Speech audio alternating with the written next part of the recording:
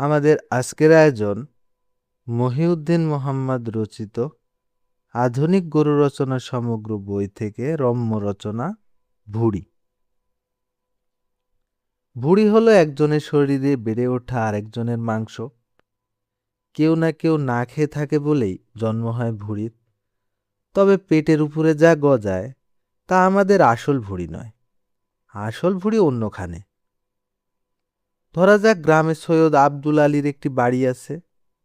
টাকা হওয়ার পর তিনি ঢাকায় আরেকটি নতুন বাড়ি করলেন। এই নতুন বাড়িটিই তার আসল ভুঁড়ি। এরকম আসল ভুঁড়ি সৈয়দ আব্দুল আলীর আরও অনেক থাকতে পারে। পকেটে যে টাকা সমৃদ্ধ ভারী ডেবিট কার্ডটি নিয়ে তিনি ঘোরেন, সেটিও তার একটি আসল ভুঁড়ি। আমাদের সম্মানিত স্যারেরা সম্প্রতি তাদের কিছু ভুঁড়ি কানাডায় পাচার করে দিয়েছেন। এ নিয়ে পররাষ্ট্রমন্ত্রী সংবাদ সম্মেলন করেছেন। ভুঁড়ি ফেরত আনার জন্য তিনিও তার সরকার এখন দেন দরবার করছেন কানাডা সরকারের সাথে। তবে ভুঁড়ি একবার বেহাত হলে তা পুনরায় হাত করা বেশ মুশকিলের ব্যাপার। রাজুকের এক চেয়ারম্যান কিছুদিন আগে অন্যের ভুঁড়ি নিজের নামে লিখিয়ে নিয়েছেন। ভুঁড়ি দখলের এরকম ঘটনা বাংলাদেশে প্রায়ই ঘটে থাকে। বাঙালির এক স্ত্রী আর এক ভুঁড়িতে তৃপ্ত থাকা খুব কঠিন কাজ। ভুঁড়ি একা একা ভোগ করা যায় না, ভুঁড়ির একটি ভাগ নিয়মিত রাষ্ট্রকে দিয়ে দিতে হয়। কয়েক বছর আগে অর্থমন্ত্রী বিশ্ববিদ্যালয়গুলোর কাছ থেকে ভুঁড়ির ভাগ আদায় করতে চেয়েছিলেন, কিন্তু ভুঁড়িহীন পরিবারের ছাত্ররা রুখে দাঁড়ানোয় তা নস্যাৎ হয়ে যায়। তবে সবার কাছ থেকে রাষ্ট্র ভুঁড়ির ভাগ আদায় করতে পারে না। আমাদের মাননীয় সাংসদেরা প্রতি 5 বছর পর পর উপভোগ করেন শুল্কমুক্ত ভুঁড়ি সুবিধা। যে ভুঁড়ি জনগণের কিনতে 4 কোটি 5 কোটি লাগে, সে ভুঁড়ি তারা লাখের ঘরেই কিনতে পারেন।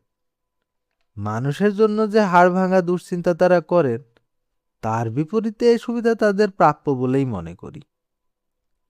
শেখ মুজিব ও জিয়াউর রহমানের ভুঁড়ি না থাকলেও তাদের অনুসারীদের ভুঁড়ি আছে ভুরি ভুরি। শাহেদ নামের এই ভুঁড়িওয়ালাটিকে না ধরলে আমরা জানতেই পারতাম না যে মুজিব কোটের ভিতরেও লুকিয়ে থাকতে পারে এত বড় ভুঁড়ি। ইদানিং নারীরা ভুঁড়ির দিকে ঝুঁকেছে। বিয়ে করার সময় তারা পাত্রের ভুঁড়ির ব্যাপারে খোঁজখবর নিচ্ছে। যার ভুঁড়ি নেই তাকে তারা বিয়ে করছে না। পড়াশোনা জানা বেকার ছেলেরা একটি ভালো ভুঁড়ির অভাবে বিয়ের স্বাদ নিতে পারছে না। এজন্য তরুণেরা এখন রাত দিন প্রার্থনা করছে, হে আল্লাহ, আমাদেরকে একটি বিশেষ ভুঁড়ি দাও। নতুন চাকরিতে ঢোকা এক ছেলেকে আমি চিনি, যার বিয়ের স্বপ্ন ভেঙে গেছে পাত্রীর ভুঁড়ির দাবি মেটাতে গিয়ে। পাত্রীর দাবি নগদ 10 লাখ টাকা কাবিন না দিলে সে তার স্বজনদের কাছে মুখ দেখাতে পারবে না। পৃথিবীতে মুখ দেখাতে যে এত টাকা লাগে তা বাংলাদেশে না জন্মালে আমার জানাই হতো না। এতক্ষণ আপনারা শুনছিলেন মহিউদ্দিন মোহাম্মদ রচিত রম্য রচনা ভুঁড়ি। ধন্যবাদ সবাইকে।